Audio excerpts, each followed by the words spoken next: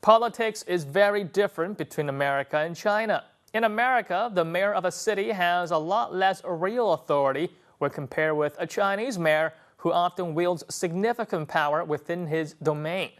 In many ways, public officials in America are just regular people with regular jobs, but who are often under the close scrutiny of the public eye. It's no wonder that a lot of American parents do not want their kids to become politicians. According to a Weibo post that cites the Wall Street Journal, a Gallup poll conducted on July 4th revealed that 64% of Americans do not wish for their children to enter politics when they grow up, compared with 31% who think it's a great career choice. The article goes on to say that the reason why so many families want their children to avoid politics might be due to an increasingly unfavorable view of politicians amongst average Americans. The Post states that back in 2005, the level of satisfaction that people had with Parliament was above 40%. And in a recent poll conducted in June, the figure had dropped to as low as 17%. Now, the reason why Weibo users found this post to be rather amusing is because the exact opposite situation exists in China.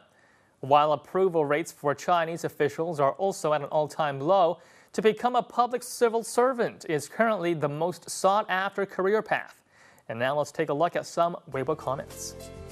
There was a joke that if you want to find out about your genealogy but you have no time and energy, you can always become a politician and other people will find out for you. American politicians are under too much scrutiny and constant surveillance. American people only trust themselves and don't believe so-called politicians. They know that American politicians' spirits are unclean. In China, officials will have more invisible advantages. There really is no comparison between the two. In China, being a politician and making lots of money through shady dealings offers the best way to succeed. If you want to be a good politician in China, you must learn how to cheat and become immoral. I wouldn't want my kid to become a Chinese politician. During the days of China's planned economy and the early days of economic reform, civil servants in China didn't make a lot of money. A number of young people who looked for more opportunities went into private business, which was described at the time as diving into the sea.